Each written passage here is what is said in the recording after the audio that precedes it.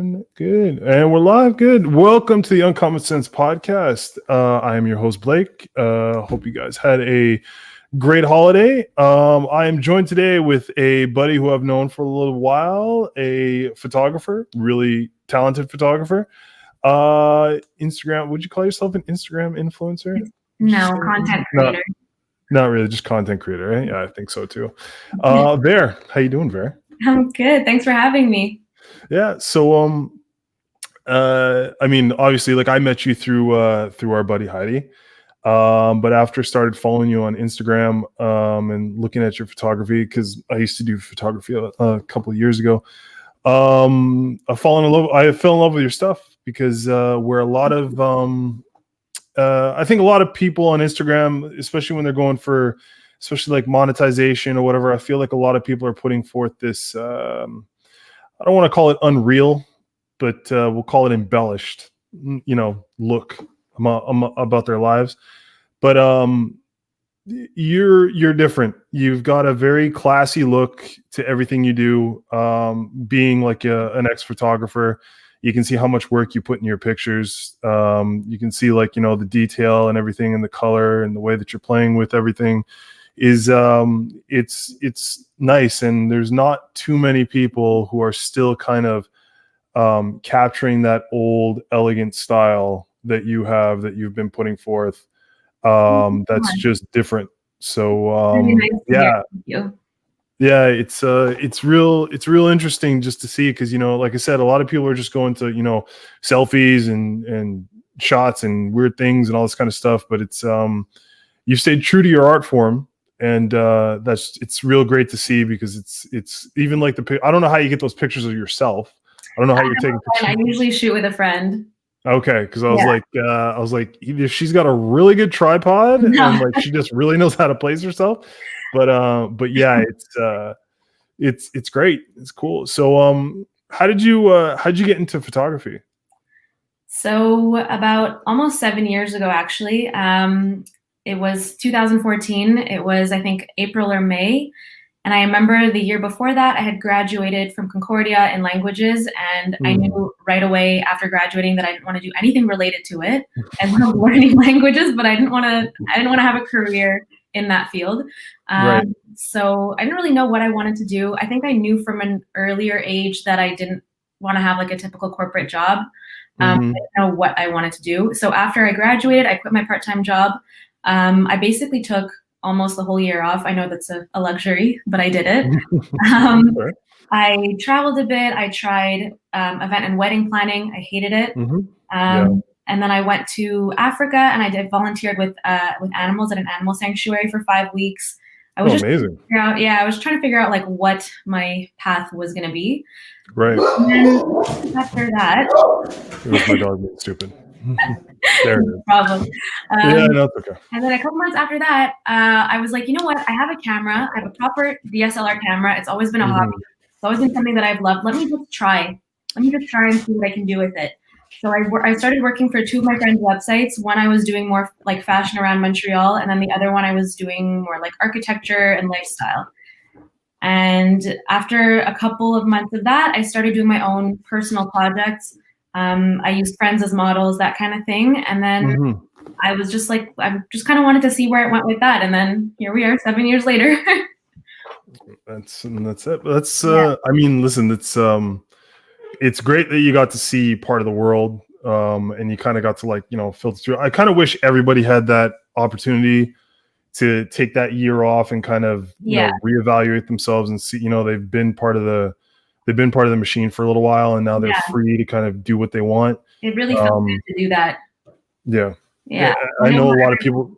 Yeah, I know not everyone has that opportunity, but I took advantage of mine, and Yeah, and no, it's and it's great, because I think that's it helped you find your passion, it helped you find what you wanted to do. Yeah, and I was shooting a lot there too. I was shooting the animals. I was shooting everything. So it just kind of, I guess, helped me like push myself in that direction. Yeah. No, I got you. I started with sports photography, actually. Yeah, I think when I finished playing football, I started playing rugby, and nobody was doing anything as far as like trying to promotion for the team and everything. And I was like, well, like I got this camera and this thing here, so like let me try it out. And then I started doing it. I was like, okay, this works. This is good. Like I kind of like this. And then took a couple of classes, got into some, like photo design, not design, but like retouching and web design and stuff. And yeah, just took them from there. I spent about 5 years doing that. That was a lot of fun. But yeah, so 2020 has been a crazy year. Obviously, it's Oh my been, God. Yeah. it's pretty much anybody who has to kind of deal directly with the public has pretty much had their business shut down. Like, Yeah. Yeah. we got no way of kind of continuing what we're doing. But for you, and especially for you, because like you take the contracts and you got you're doing weddings and different like you said, different exhibitions and projects. How's it been for you as far as business wise? Like, how has it been dealing with this and doing all this stuff and basically being told you can't go out and you can't do this, you can't do that? Honestly, surprisingly, it's been a really good year for me. I thought it would slow down with COVID and everything, but I kind of had the opposite effect. I don't know why, but it just did. The summer was a bit slower for me. Just people, I don't know, were trying to get back on their feet. They didn't have the budget to invest in photography and content creation, whatever it was. And then around fall, it picked up again. Like, it was actually a pretty busy fall season for me. But it still definitely affected my business. Like, from basically March until May or June, I didn't really do anything, right? Yeah. I had a few Instagram contracts, but I didn't have, like, I maybe had one photography contract. Like, no one was really doing anything. People were afraid. But I know I'm not the only one. So it's a little bit comforting that, like, we're all kind of in this boat together and we're all together. Yeah. Yeah. There's no shame in saying it. Like, I'd had a shit few months for sure. Right.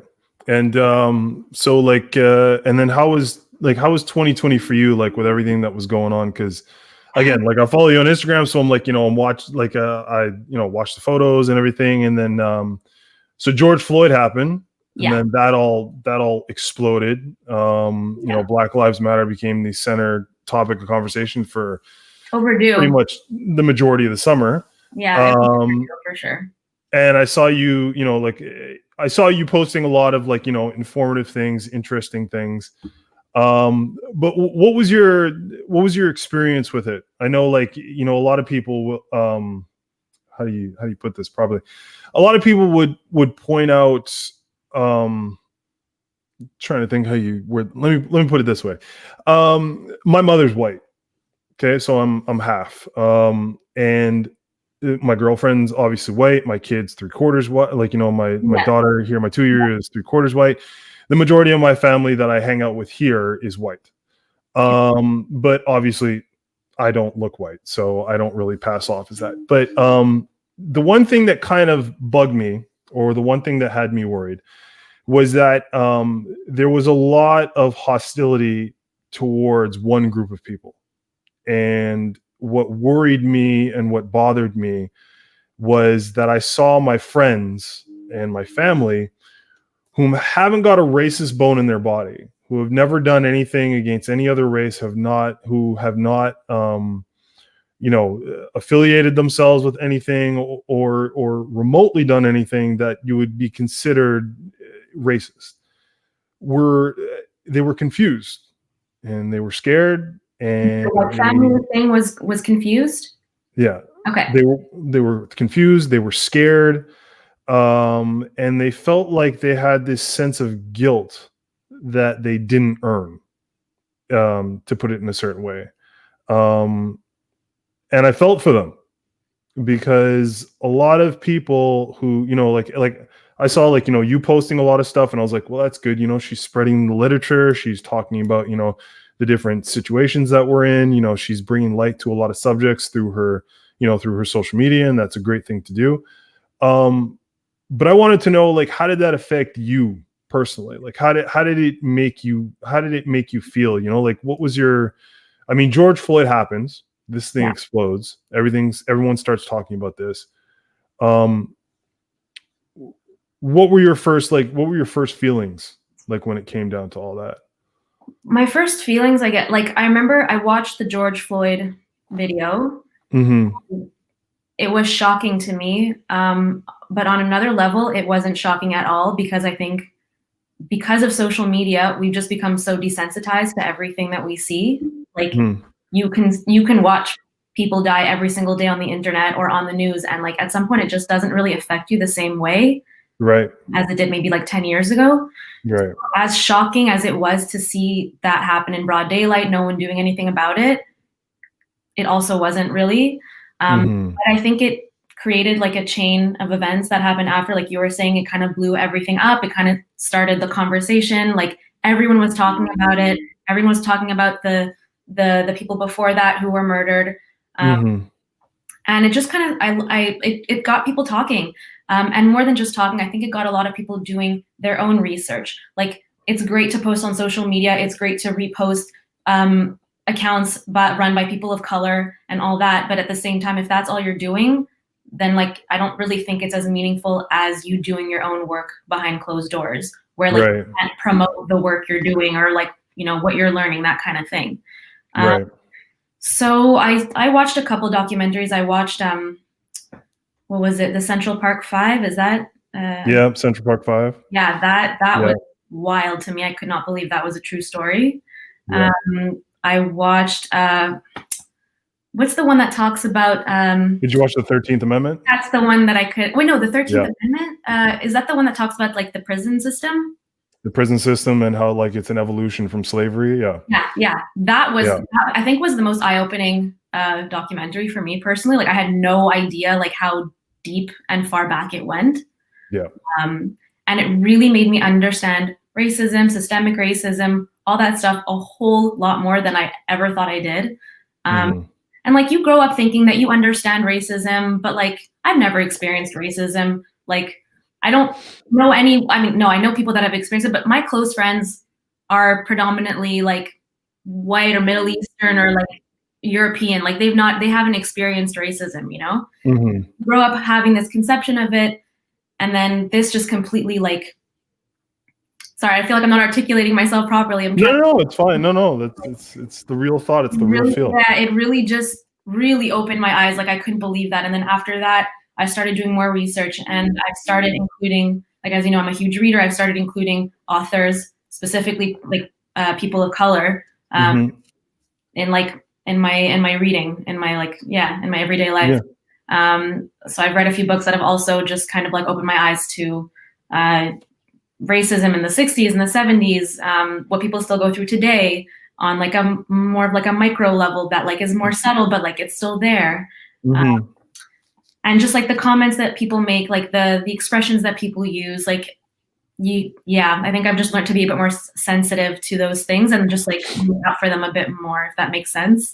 No, of course it does. Yeah. Because I think in the end, at least for me, the only thing that all I ever really pursue is equality and understanding. I went to school in the lower states, so I saw like real racism, like old racism firsthand. I'm sure. And it's there's one thing you learn about racism in a certain sense is application and meaning behind action are huge when it comes to this, because I think what we've lost way of is a lot of people will nitpick things that have been said. A lot of people will kind of take a section or a moment out of somebody's life and turn it into something huge when really it wasn't.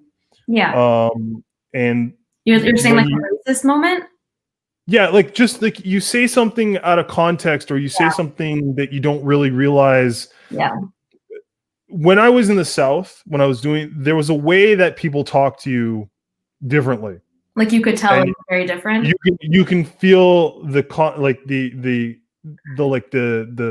demeaning quality in the way they talk to you. Wow. Like as if you don't understand what they're talking. Like they're like as if they have to talk slower, or they have to talk down to you. Like you have this thing.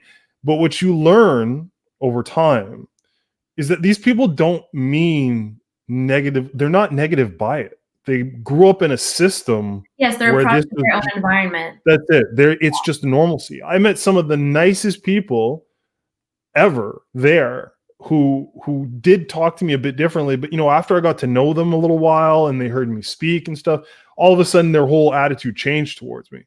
But I don't think a lot of them get that opportunity to do so. Yeah. And a lot of them just kind of follow suit, and that is something that I hope doesn't get lost in the mix in all of our endeavors to make things equal and to kind of right a lot of wrong ships.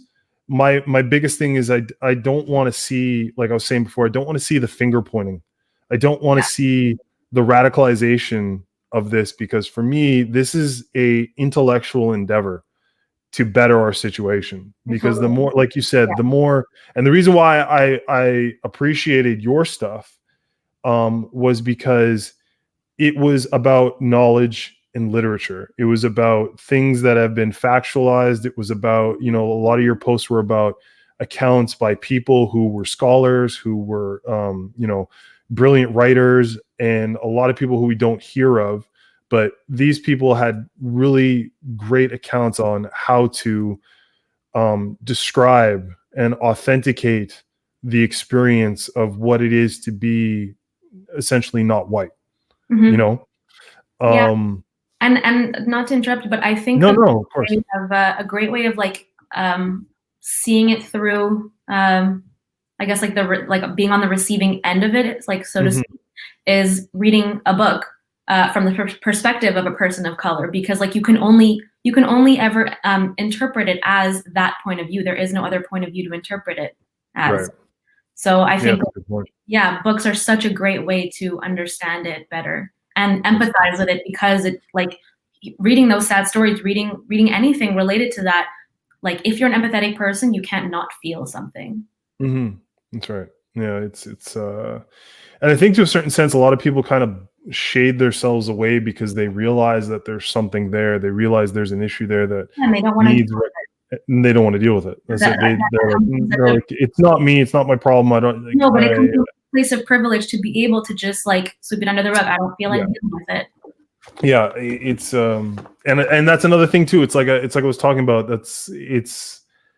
You grow up a certain way with a certain experience, and one of the hardest things being human is having to understand that a lot of us will not really comprehend somebody else's experience until either it happens to us or we truly like spend a lot of time delving into somebody else's, someone else's like actions or their critique of something, so it's hard to explain, that feeling and the eruption of what happened, like everything that happened with the riots afterwards. The narrative was always like, well, this is not the way to do it. This is not how you get people's attention. This is not how you do it. And it's like, you're right, it's not, but it's gotten to this point. Yeah, exactly. Where there's no other way. That's it. Like where, we tried kneeling at games and you didn't like it. We tried protest. Yeah. And also, like, who are we to say, or like white people to say like how it should be done if we've never had to like fight for something? Well, that's the thing, right? So that's where the miscommunication comes in, because in terms they're trying to, like, I think what happens is a certain group of people will be like, well, just tell us what's going on and we'll listen. And they do. But then the rest don't, because they're like, well, that doesn't pertain to me. And then you march in the streets and certain people listen, and then others still don't, because they're like, yeah, whatever, let them do whatever they want. It's fine. I don't give a shit. It's not my problem. And then when damage starts to happen and things start to be affected, now all of a sudden you have no choice but to look at it. You have no choice but to sit down and kind of stare at it, because it's become a spectacle. It's become something that you can no longer turn your eyes away from, because it's in your face. It's creating destruction. It's altering your lifestyle. It's altering your life in some terms, and therefore drawing your attention. And I don't think anybody wanted it to get to that. And I don't even want to say that it had to get to that, but it's just one of those outcomes that has happened. And to kind of segue into like what has happened recently in the States, like what we were talking about before, I I do see like I see, because you said, like that stuff, That was like that. upsetting. Actually, you know what? So let's talk about that. You were saying before, like we started recording, that kind of that everything that happened on Capitol Hill kind of got you a little bit down in the dumps. It was like, I think it was a combination of things, and I think that definitely added to it. I was just so, like, that really shocked me. Honestly, more than a lot of the other shit I've seen, because of how, like, how much it was just allowed. Like, no one did anything. No one did anything. And like, what am I trying to say here? Think it through. It's fine. Just speak it through. It'll come out.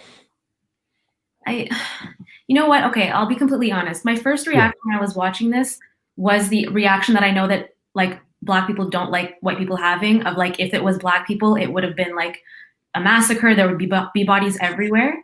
Yeah. I'm gonna be honest. That was my first thought, because it's been proven in the past that's how things have happened. Well, I mean, the march on Capitol Hill, they had the National Guard there standing tall because they were afraid that, they were going to riot. Like, it was insane. So I don't think that the same thing should have happened to white people, in the sense that I don't think anyone should have been murdered, right? I don't think anyone should be killed, but I think that people of color should be treated the same way as white people, obviously, in terms of like, well, just everything. So sorry, I feel like I'm confusing myself. No. I'm getting no. Listen, we're talking it through. We're trying to I know, figure it out. I'm trying to process it while I'm talking to you. But yeah, I just couldn't believe what I was seeing. Like, just no one did anything, and like the entitlement that all these people had, and the fact that not one person did anything. Like, how many people were arrested? Like, no one, like almost nobody, compared to like all the peaceful protests that you had, and like for BLM, and all the people were arrested, people were murdered. So it just blew my mind.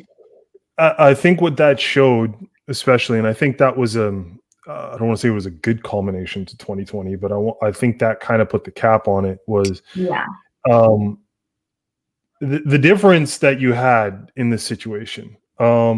So for instance, when Barack Obama was president, when people were marching, Barack went and marched with them, so that there was a feeling of solidarity amongst people. So there was a feeling of camaraderie, that we hear you, we're going to do something about it, we're going to try to figure it out. Trump, as a politician, has always been about his following, and he said from the jump that if you don't follow me, don't worry about that. If you don't follow me, then this government's not for you. I'm not doing things for you. I'm doing things for the people who follow me. Yeah. What differentiated Capitol Hill from any other is you had your president, the person who's in charge, being the one who is calling forth this revolt. So you would see, like, if you watch the footage, you will see footage where the barricades are up and the cops are there.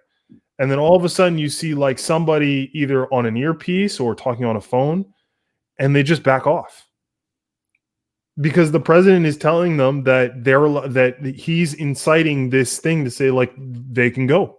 Like, it's coming from the highest mountain. I did not know that. That's what you see. And I totally understand the perspective that a lot of people had, because I had it at first too.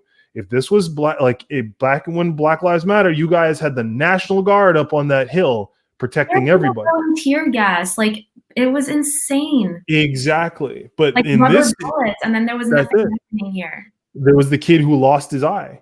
I didn't know because he got shot in the face with a rubber bullet. I didn't know that. But in this situation, it's the president who's calling for it. It's the president who incited this onslaught on the Capitol Hill. So when the guy up top is the one inciting the riot or the revolution, what are these, like, a lot of people are like, well, what were they doing? Well, what are they supposed to do? Because essentially your system is set up that the guy on top is the guy who you take orders from. That's the man. But he's the one also telling you to break, like, no, don't stand in the way. Let them come in. Let them do whatever they're going to, let them, take over, the Senate and all this kind of stuff. And I think it was important for a certain, I think this is something, again, I don't want to say this is necessarily needed, but I think this is a serious wake-up call to politicians. Because like I had our local our deputy mayor Sterling Downey on a previous podcast, and I was talking to him about how, you know, representation and the feeling of the feeling of empowerment, I think, is something that politicians take for granted, because I don't think that they are, if they're not of the average person or people, you know, like they didn't grow up, on the street or whatever, or they have no kinship, you know what I mean? Like if they grew up with a silver spoon in their mouth and they went into politics because it was the right business move, well, then they have no idea what's going on. Right? No, they can't relate to the people. That's it. And I think what happened was you saw the people, to a certain extent, regardless of whether like you see them as Proud Boys or whatever, you saw a group of people who walked in who were fed up and went right into politicians' faces and were like, we're actual people. But what were they fed up with? Because they don't believe in the system, because they believed that Trump got screwed. And obviously, listen, like whether you want to believe in voter fraud and all this kind of stuff and everything, like however you want to see it, whatever side you're on, the idea is that people feeling that they're not heard, you know what I mean? People feeling that these politicians are dictating their livelihood through law and whatever and litigation, and they're not actually serving the public, because essentially like they're supposed to be public servants. Yeah, you know what I mean? They're supposed to be serving their people, and if the people don't feel like they're being served, well, then people get unhappy, for sure. People get unhappy. I mean, and again, to tie back to the other thing we were talking about, this is the anger that minorities have been feeling for a long time. Yeah. That they feel like there's no one to represent them in the higher levels of government, that they want somebody who is going to be there and is going to listen to them and take them and understand that, you got here because of us, because we voted you in. Yeah. You're going to make big deals and stuff and everything, but if we don't want you there, you know what I mean, then you should. And that's what Trump played on. Trump played a whole narrative about how he, it was unfair. They fixed the vote. They did all this kind of stuff and everything. He sold that to his following, and his following, chewed it up and said, well, then we're going to go revolt. We're going to go and do it. And it's a whole big issue. But yeah, it's crazy, and just like that, yeah. I think it was par for the course for 2020, to be completely honest. Yeah. I think that's exactly. Might get worse. That's it. Yeah. But yeah. So with the other thing you were saying, like there were other things. I mean, you don't have to get into like the private stuff or whatever. But what other things you having trouble with mentally, kind of with the pandemic? Like what things have been running through your mind? I think also last week, because especially in Montreal, everything has been getting, the cases have been rising. It's been getting worse. Seeing people traveling has just been upsetting. It's insane. It's absolutely insane. I find it insane. Not triggering in the sense that I'm jealous, and I mean, of course I want to be traveling too, but like, it's just more like the healthcare workers have had to sacrifice so much. They've had their vacation taken away. They are working all like crazy hours, sweat, blood, and tears, everything, And to see people, like, excuse my language, but fucking off to like the South to get it. Whether they're disguising it as a trip for their mental health, a work trip, whatever it is, it's completely unnecessary. And it's just a big slap in the face to all the healthcare workers that have been sacrificing so much to save people's lives, to make space in the ICU, in the emergency, like whatever it is, So it's just upsetting to see people not caring, or just caring and just being selfish, or not caring and just being selfish. Yeah. And you know what? Even to like a lesser case, I mean, obviously, it's terrible for the healthcare workers and the doctors and everything that's been going on there. Like, my mother went in for gallbladder surgery, in the midst of this thing, and we weren't even worried about the gallbladder so much. We were worried about her getting COVID in the hospital. You know what I mean? She was in the hospital about like a week and a half, and we couldn't see her at all. Yeah, you can. You know, So much no, and my father has like CTE and dementia, so he forgets what's going on. Sorry. Like pretty quickly. Yeah. So it was just kind of sitting down like, where's Ma? Where's Ma? I don't understand. Where, can we go see her? Can we go? And I'm just sitting there like, no, Dad, we can't. We can't. I'm sorry, but we can't. We just can't.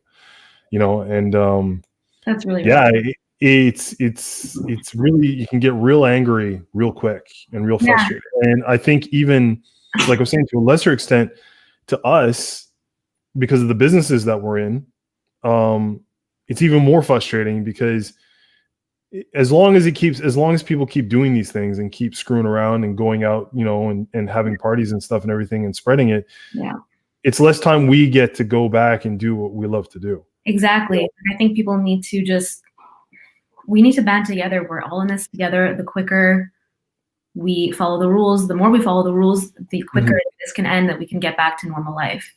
Yeah.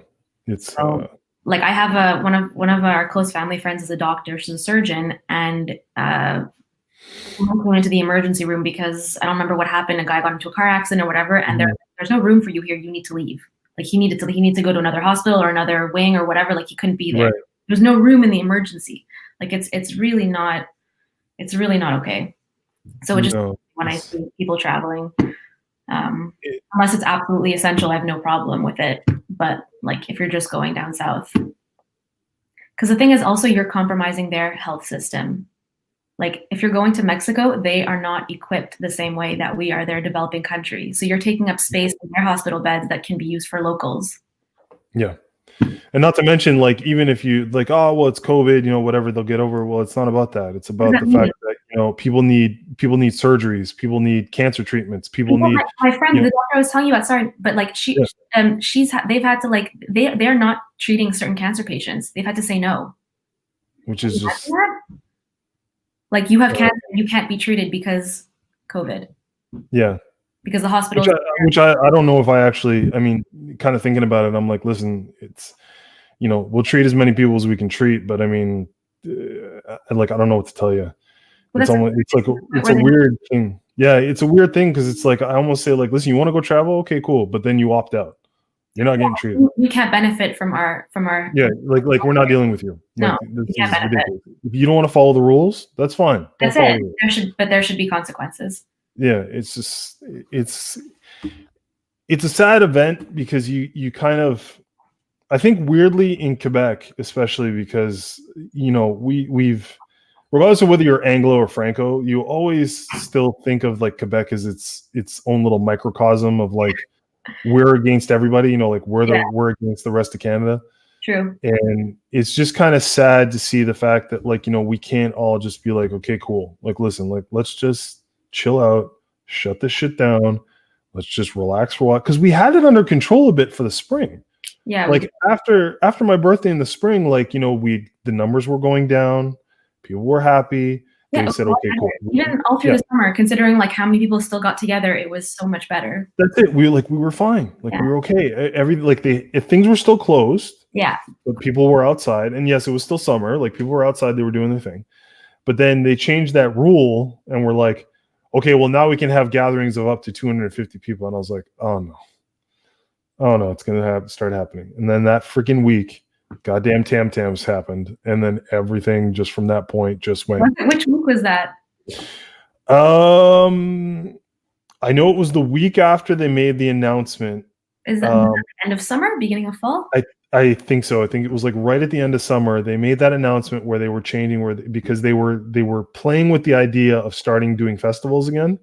No, because Montreal is, well, they were talking about doing stuff because obviously, listen, Montreal is a festival town, right? Like we're that's what we do. That's it. That's what we do.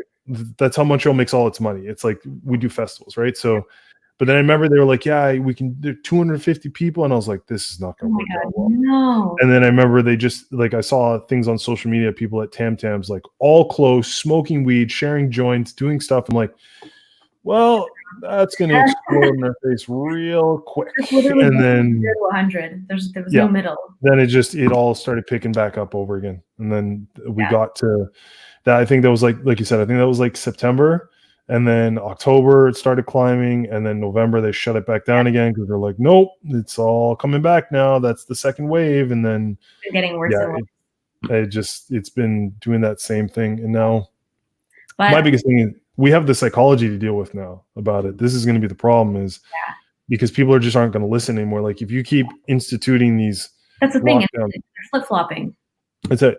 Like if you just keep instituting the lockdown after lockdown after lockdown after lockdown, eventually you're going to breed dissension. Like people are just going to be like, well, listen, you're locking us down, but it's not getting any better. So what's the difference? Exactly. Like I might as well just go out and live my life and take a chance. And, that's it. You know, I think a lot of people have already started doing that. So well, yeah, 100%. I think, and I feel bad. I saw before the day before they had the curfew incited. I looked out my window and there was like a group of like 5 or 6 teenagers just like walking the street. And part of me wanted to be like, the fuck are you guys doing? And I was like, dude, they're teenagers. This is what they do. Yeah. Like, they're supposed to do this. They're supposed to walk around like they've got nowhere to go and just go hang out and find a reason to just like basically be away from their parents because they're so tired of getting crapped on all day. Like that's what they're supposed to do. Yeah. And it's just, and then I got sad because I was just like, fuck, man, like these poor kids, like they're having a hard time. Do what everybody else has had the privilege to do before them. Yeah. They don't understand the ramifications. And it's just like, they're in their own little bubble. Oh, that's it. Because they don't understand the world yet, right? Like their world is so very, very small still. Very like, small. they don't get, but no, they don't. Not when you're in your teens. You don't get anything. Like your biggest world is high school. That's it. Like high school is your world, right? Like that's the extent to what you understand. And then once you get out of high school, then it grows again. And you're like, oh, and then when you get into the workforce, it's like, oh shit, there's a world out there. Like a whole thing to deal with. So, there's life. yeah, that's it. So it's a sad state of affairs, the fact that like we just can't get these people to just, I don't know, man. It's just so freaking weird. And then it's like, I feel like the science, not the science itself is botched, but just the lack of ability of communication between the public and, you know, kind of getting these messages out. And then just the weird, like melding and like manipulation of the information on how it's like being put out. It's just, it's like, fuck, dude, can you just give us the facts? There's like no direct line.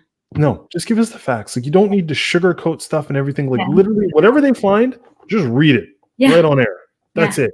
Yeah. And if people need to ask questions, then have a question period afterward and explain it. Yeah. But like, I don't want to hear, like, I'll give you an example, which is a really odd. So a friend of me and my girlfriend took a plane trip to Portugal because her father's really sick.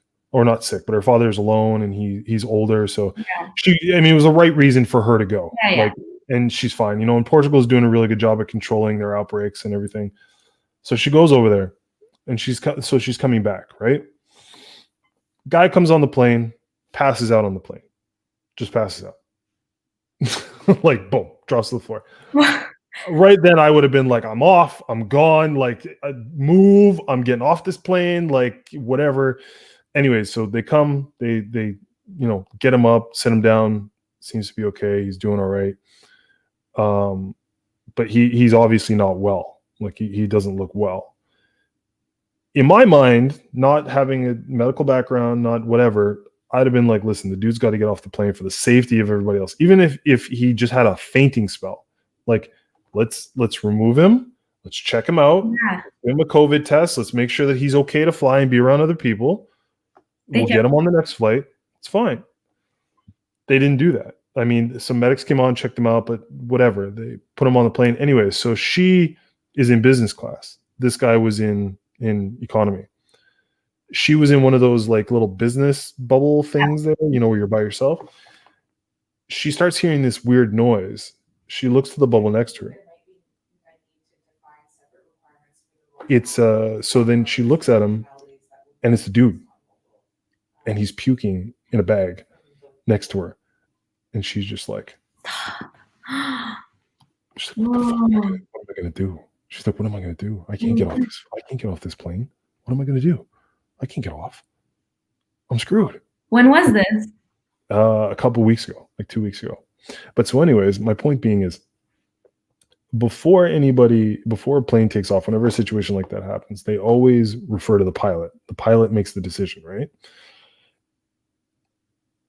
I find that stupid because what medical training does a pilot have, or what understanding does he have of, like, virology or any kind of, the Yeah. immune system or diseases or whatever? What does he know? Yeah. He knows how to drive a plane in the air. That's what he knows how to do. That's what he does well. Like, so when 9/11 happened, we had air marshals. Every plane had an air marshal, right? Yeah. Because we wanted to have somebody who was tactically specialized in being able to subdue a threat that would possibly take the plane over. Mhm. So my thing is that, well, then why don't we hire medical professionals? That's what I was gonna ask. Isn't there like a doctor on every plane? That's something like, Well, that's what I'm saying. So, like, why don't we have a doctor on every plane, or why don't we have a medical professional? I mean, I know that they're probably in short staff and everything, but I mean, like, just someone who yeah, can do like some kind of diagnostic and be like, okay, cool. This in a person has long a haul. fever. Yes. This person doesn't feel well. Yeah. We're going to take them off the plane, get them checked out, make sure. Because it's like, now you've just risked so many people. That's nuts. You know what I mean? And so, but that's the thing. But and one mistake like that by someone who's not really qualified to make that call leads to an infection of a bunch of people. Yeah, like 250 people. That's it. And then they're going to go on their way. And then, like, That's the thing about that's exactly my point about travel. It's like, you may not be afraid for yourself, but like, you can still be carrying it. You could potentially be bringing it outside of Canada to a developing country that doesn't have the resources or money or healthcare system to support that. right. Yeah. That's where, like, it feels selfish to me. Yeah. No, it's like, if you go to Cuba, I don't know what's going to happen. Mexico, any of those places, like, no. It's one of the, it's a If you are very, going to travel, go to like go to a fully developed country at least. right. If Yeah. you're It's, absolutely gonna do it, you know? it's fucking weird. But, so talking about plans, you were supposed to get married this year. Congratulations, by the way. Nice. And so, like, I have another buddy too who also was planning on getting married, and I wasn't really involved, but because, like, we're close friends, like, he was always updating me on what was going on, and I just felt so bad because this is supposed to be like, I mean, listen, weddings themselves are so complicated to deal with, Yeah. and then having to change everything, like, that. I mean, what was that like, having to be like, okay, well, instead of doing this, we'll do that. Okay, instead of this, we'll do this. Okay, okay, we Well, just won't do anything. Like, I don't yeah, know. so that's essentially what we ended up doing, is not doing anything. But we were supposed to get married in Spain in September. Mhm. But around May, I think we finally just were like, okay, this is clearly not going anywhere. Like, this is going to be for a while. So we canceled. And then we were going to postpone it to I guess this coming June or July, but we were going to do it more locally, like in Canada, just in case, like, with everything going on, we were going to do it in Spain. So then I was like replanning a second wedding. And then it got to the point where, like, the venue was changing rules on me, like, because I had a midweek wedding. Now they're only limiting it to 50 people instead of like 150 or whatever, even though it's outdoors. But like on a Saturday, you can have the 150 people. So, like, in my mind, I'm like, what do 2 days make a difference? And like, what's a Thursday to a Saturday? The wedding's outside. Like, I didn't understand. Yeah. So it was just too much headache, and I was like, you know what? Fuck this. Like, it's clearly not meant to And happen. good on you guys, and good on you guys to kind of just be like, we're not gonna fight this thing. Yeah, and I didn't want to settle. I didn't want to have masks in my photos. I didn't want to be limited to like 30 people. I didn't want people to not be dancing. Like, that's what's the point? Like, to just say you had a wedding. So we just kind of postponed it indefinitely. We're still going to get married civilly, like on paper and stuff, Right. And then have a party in a few years when everything's a bit more settled. We don't have to stress about these things. I do not want to plan a third wedding right now. Yeah, good for you. That's it. But you know what? I mean, it's nice that people feel bad, and I get it, but I don't feel so bad about it because there are so many worse things. for sure. 2020 clearly shown us. For sure. Yeah. And you know what? We're still together. It's been 9.5 years. We're super healthy. Congrats. Nice. You. We have good lives. We're okay. Yeah, There's that's nothing it. to complain about. It could be worse. You know, I had a friend who gave birth like peak pandemic, like in May, and had to Mhm. go through a C-section without her husband. Oh, You know what? I feel yeah, weird for that because she can't get that back. I had 3 friends who all had to give birth, and, one of my buddies was, like, heartbroken because he couldn't be in the room at the same time. He Like, couldn't. My friend had him on FaceTime while she's having a C-section. yeah, he's like, "It's the worst thing in the world because like, you can't be there. Like, No, I you're can't even literally imagine sitting that. there." It was, oh, I mean, it was just That's heartbreaking. I like, I was there when I watched my little one be born, and I was like, I could not imagine if I was not there, like, if I could not be there. I think I would have, like, broken a hole through a wall and been like, "You're not stopping me. I can't, no, this," like, would have Yeah, definitely pulled something like that. That would have been absolutely insane. I Yeah, feel man. for those people for sure. Oh, when people are talking about how they're gonna like they want to start having kids and stuff, and I'm like, now, really now, I like mean, right now. Okay, sure. Yeah. I'm like you're a special breed because nothing gonna stop you. What's this last thing I want to talk to you about? Oh yeah. So when I was DMing you about doing the podcast, I happened to accidentally swipe up, and do you remember you posted something a while back about a dude who messaged you about being like his what was it called? Like, just I don't know what you want to call him. Like, he wanted to be like your sugar daddy or something like that or whatever. Um, does that happen often to you? No, Like, I think it happened like 3 or 4 times. But it happens to a lot of girls. Like I remember when I posted that, I had a lot of DMs come in from other girls being like, mhm. I got one last week for this amount, or like what are these men thinking? Like I guess they're just shooting their shot, but at least make it worth their while. Like I had some really low offer of like, I don't know, $200 a day. Like you're gonna offer me He's that, like, make it at least he's 1,000. like $200 there. She's like, really? That's what you got? That's what you're coming at me with? Yeah. So it made me laugh, but it was really funny to see like the different offers that people were getting. But you know, And it doesn't bother me. I've gotten worse DMs, so well, for sure. Like, I'm sure the dick pics come flying and all these I've only weird ever things. had one of those, and I'm pretty sure it was a fake picture. Okay, well then. But I've had like one time someone called me fat, like in my comments, like Okay, sure. Great. it's Fantastic. fine. That's It's awesome. okay. Yeah. Yeah, like you have Great. problems. Great. Oh, that's great. Yeah. Okay, sure. Yeah. That's fantastic. Well, whatever.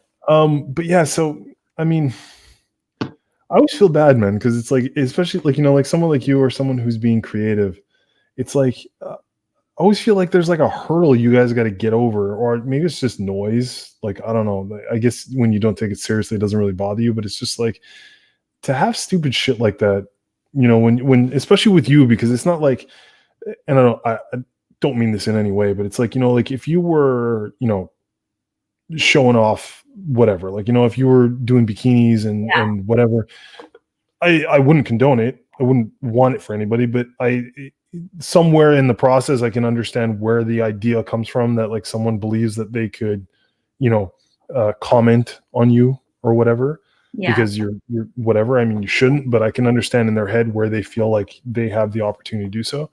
But it's like none of the stuff you post is anything of that, like, of that manner. Yeah. It's all very like classy, very elegant, very like upscale, you know what I mean? Like everything looks like very rich, and it's just like really? Like this is, so you see her in these pictures do like all this, and that's how your brain processes Like you're talking about the how fat this is comment? going. You're talking about the fat comment? No, I'm talking about like how they contact you like, oh, hey, I'll Oh pay yeah, you. yeah. You I'm know, just like, does she look poor to you? Because to me, she doesn't look poor. You know what I mean? Like, even if I was, I don't know that that's the route I would take. yeah, I don't know. But I guess it's like the guys got to take their shot, right? I guess because they yeah, feel like I guess. I mean, you're unattainable or yeah, whatever. yeah. God bless your boyfriend or your soon-to-be husband, because you know what I mean. I'm sure he's dealing with that a lot. He's just like, oh fuck, really again? Another one's trying. No, I don't know. I gotta say, like, I don't get that many of those, but it's probably because I don't like show my face that often. I don't like Yeah, it's show true. off my body. There's nothing wrong with that. Yeah, But that does not the way I want to show myself. And the thing is, I used to show my face a lot more. Like if you really scroll back in my account, like from years ago, I think I used to post a lot more selfies, and I used to get a kick out of the comments, like the "oh, you're so pretty," blah blah blah, like all those comments that kind of give you that dopamine. And then I remember noticing that if I did post something like that and I didn't get the reaction I was looking for, I'd feel really low and down. And I one specific moment, and I was like, I don't want to do this anymore. I don't like. I'm not a person. This is not the kind of stuff I want to put out there. And then I completely shifted my content. I'll show my face sometimes, but it's in a completely different way. And I never wanted, after that, I never wanted my account to be about what I look like. I wanted it to be more about like where I was in the world, or just the context of the photo, not me. Of course. Yeah, no. And I think you achieve that very much. Like I said, everything looks very natural and very elegant. Like it doesn't look like you're trying to take selfies or you're trying to show, like, you know what I mean? Like you're trying to, you know, get any kind of praise of, oh, look how pretty I am. Like, you know, whatever. It's more like just like, it feels nice when you get that, but that's not what I'm going. But it's like, look how elegant the moment is. Like, look at how this, you know, look how everything's structured. Like you got that little moment of perfection. Because that's I want people to focus on and not me. That's it. Because that's what you're looking for in photography, right? Like I still to this day hate like things that are all put in place and properly structured and someone stands there and you know what I mean? I'm just like, I hate it. I can't stand it. I don't like doing it. I don't like posing for photos. I'm like, if you want a photo of me, take a photo when I'm doing something. Yeah. Because I want the moment.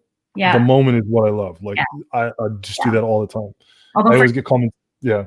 Yeah. No, sorry. Go ahead. No, go. Sorry. No, I was just rambling. I definitely follow that for like photography for if I'm shooting weddings or people or whatever. Like I'm very big. Like my thing, the first thing I tell people is I don't do like posed shots. Like very candid. So like if that's what you want, I'm the right person for you. If not, there's somebody else for you. But for Instagram, I feel like it's a lot harder. So as much as my photos may not look staged or posed, they really are. Yeah, for sure. No, I mean, there is some staging, but there's still a very natural. Yeah, I try to keep it as natural as possible. I don't want it to look like I'm trying too hard. That's it. But yeah. There's still very like natural whatevers that really like that play well into each other that make it look very like seamless. Thank you. You know what I mean? It's got a very good look to it as opposed to like someone who's very like, yeah, look at me. Sure. Okay. Just like everyone else. I get it. But yeah, man. It's the word. Yeah. Instagram. Yeah, the only other thing I would say is that you should push yourself working out a little bit more because I think a lot of people would be what's the word I'm looking for? Stunned with how hard you actually work. Like because it becomes off because your profile comes off very natural and like very elegant, like, you know, like this is, you know, this way. But I think people would be inspired to see like how hard you work, especially in the gym and stuff and everything. You know what I mean? Like I think a lot of people would be like very surprised about like how hard you work. You know what I mean? Blake? It's always like I always call it the Ver factor. I'm like, I look at Ver, I'm like, did you take the sweatshirt off? All right. Worked hard. It was a good work. That's it. It's a work hard. Like you took the sweater off. It's you and your mom. I always gauge you and your mom. If I can get your mom to slow down and take a break, my mom's on a whole other level. She's an animal. Yeah, your mom. If I can get your mom to break, I'm like, I got her. If I can get my mom to break, yeah, it's insane. Like, she's 60. She's 60, and I'm 30. Okay, like I watch her working out at home, and I'm just like, how? Yeah, I feel like she's Benjamin Buttoning. Like she really she's aging backwards. Yeah, she's just got drive. I don't. There are just some people in the world just genetically who just that Energizer bunny. She doesn't stop. Yeah, she can just go. Like at noon, I'll be like, "Oh, so how's your day?" And she's like, "Oh yeah, just finished my third workout." And I'm like, "Cool, haven't worked out in 2 weeks, but." Yeah. You're more like your dad, right? Like your dad seems like you're more like your dad. Your dad seems more like yeah, you know, I'll work out, I'm good, but hey. Well, I mean, you know, I was coming like 4 times a week to the gym. Like for sure. I was doing really well. I think also with this pandemic and like winter and everything, like I've just been feeling super unmotivated. For sure, 100%. And also because I work from home, my outing was the gym. Sometimes my outing of the day was going to the gym. For sure, yeah. So I was really good from like May or whatever, April until November, October. I was working out like 3-4 times a week. It was really good. But now the last like month and a half, it's been like once a week. It's been really tough for me. Even creatively also. I think that's also why I've just been feeling like I'm in a bit of a funk. Well, for sure, because there's no inspiration, right? Inspiration, coffee shops are closed, restaurants are closed, you can't see your friends. Like, you can't see people. You can't see people. You can't see people in their element. Like there's no element to. Yeah, I haven't seen my friends in like 2 months. So there's like, it's the whole disconnection and even for even for me personally as a trainer, I'm not really a big fan of doing, like the Zoom classes and stuff. Like I like it because I want to keep the community active and I want to do anything for the community to stay active. But I mean, you know me, I prefer to be in person. I prefer to like be, like be next to you and be like, you call that a rep? That's what you're doing? This is what you're doing right now? Come on. You can do better than that. I miss you. Yeah, you know what I mean? Just like you miss feeling that energy. And I think also a lot of other people, like it's cool that you look at a screen, you see your 6, 7, 8, 9, 10 people. And I think we need it because people need to feel like they're connected, definitely, especially now. But just like I miss being in that class. Like I miss having everyone working out. I miss having the 20 some odd people all like burning themselves out or running outside or doing whatever, you know what I mean? It's like, I think once this is all over, I think we'll all kind of look at those gatherings a lot differently and realize that, like at any moment this can be taken from us. Like this will be removed and this could be, like the world can be a lot different. And I think I'm hoping people come out of this being a lot more empathetic and loving towards each other, because we'll realize that like, in a blink of a hat, we can never see each other again, like in person. I think gratitude has become much more of a thing this year. Yeah. Like I was just complaining about I haven't seen my friends in 2 months, but I know people that haven't seen their family in 9 months, like their parents. So perspective. You hear different people's stories and you're like, okay, it's not that bad for me. I'm gonna be okay. Yeah. So I think you just have to, show gratitude and be empathetic for sure. No. All right. Well, Vera, I appreciate you talking to me very much. Thank you for having me on. I didn't sweat as much this time. No, you were good. I told you were going to be fine. Show conversation. That's all it is. I know. Where can they find you on social media? Social media, Instagram is versapasi. And then my website /portfolio/blog, whatever, is versapasi.com. And Pinterest is versapasi, and that's pretty much it. Cool. So Versapasi everywhere. Yeah. All right. Thanks so much, Vera, for showing up. Appreciate you. We're talking. Yep. All right, guys. This has been the Uncommon Sense Podcast. Thank you for listening, and I will catch you later.